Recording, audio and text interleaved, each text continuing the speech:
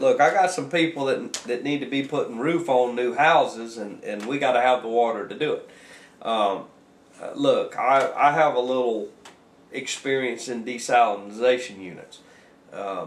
Work very well. My experience has been small scale, but relatively small scale. There's no reason why they couldn't be used on a larger scale. Here's my rub with it, is they will want to take my water, steal it from us, and sell it to the people in South Florida for the same price that I sell it, that I pay for it. That's where I have a problem. At the very least, you should be paying an accelerated rate for the water, even if we're going to go that way. But, you know, put your desalination plan in. What'll happen is it'll become more expensive for all of us because they're still going to have to skim a profit somewhere. Yeah, well, just like with the health insurance industry, they've got to skim a profit, so that's an extra amount you're going to have to pay no matter what. Right. For the middleman in there. But look, ladies and gentlemen, you've been warned. Pay attention to this issue. It is rearing its ugly head again. The people in South Florida look at us like we are the promised land and all they need is a big pipeline to bring them water. They're using this issue as an economic development issue. I guarantee you that's how it'll be posed. You know, so and apparently a lot of the water utilities are behind it. Well, sure they are.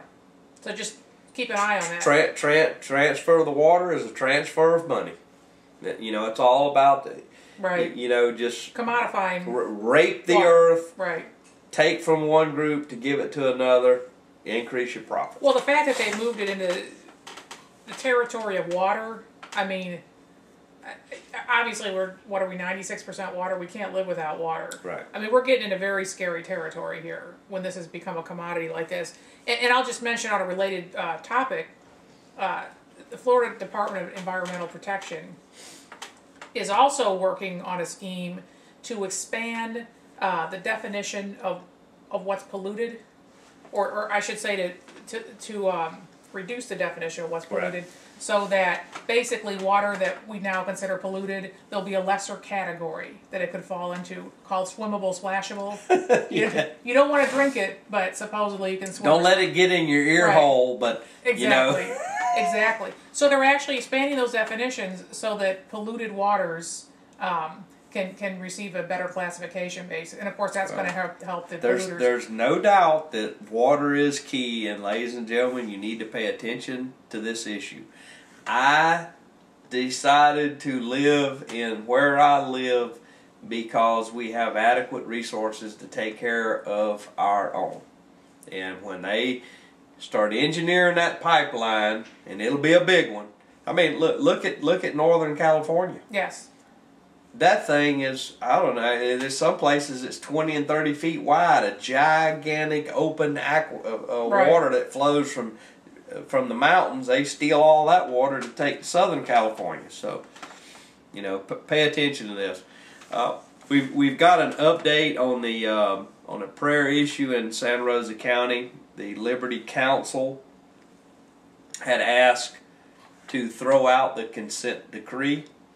Apparently, Judge Casey Rogers has dug her heels in and pretty much told them, don't even try it. So the Liberty Council is working on that, and you know, we'll see. We don't know what the next move is right now. I don't think just because Judge Casey Rogers said don't try it is going to stop them, but it's their money. That's what was thrown out. Now, ladies and gentlemen, I'm sitting at my house, minding my own business. My wife likes to catch the news.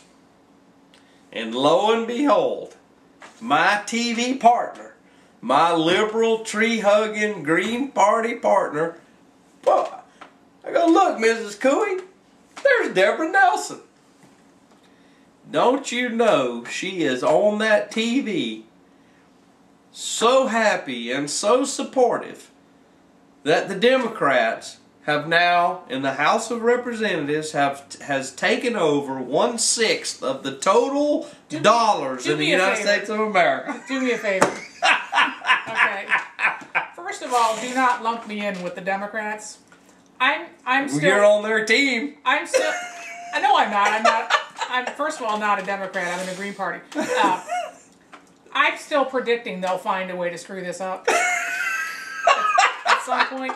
Here's what happened with the Democrats: is they had this place in their lap because they had the majority. They've got this majority now in both houses, and at that point, I think that they went, well,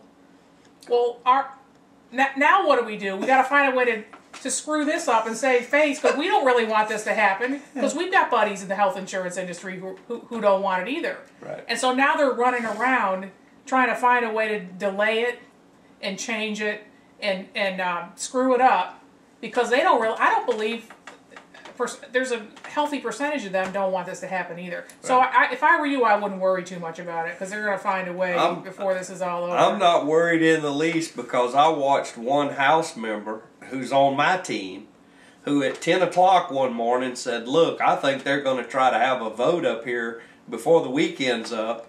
I need everybody to come to the Capitol building tomorrow and go see your congressman.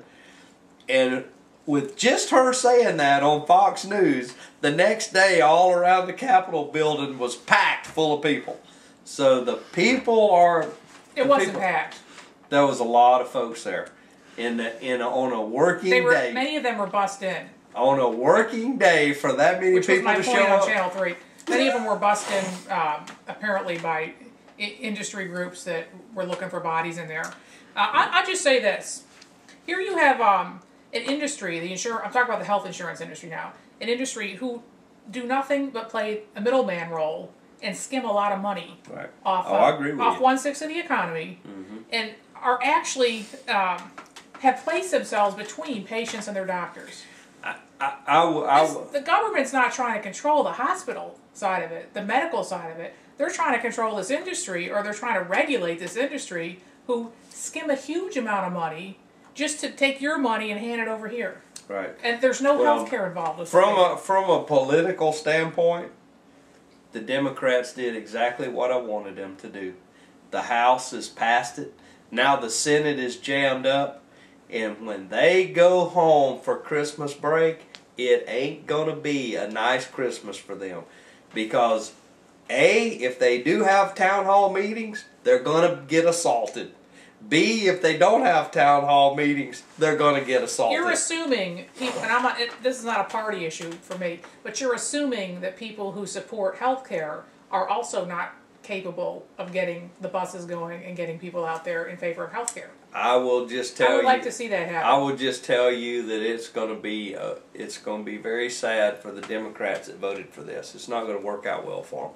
But you stood up with the Democrats. There you were on TV. And ladies and gentlemen, I just had. It wasn't a Democrat-Republican thing, though. Well, we only had one turncoat Republican that voted for it, and we'll get rid of her in the near future. She's gone. It's not a party issue.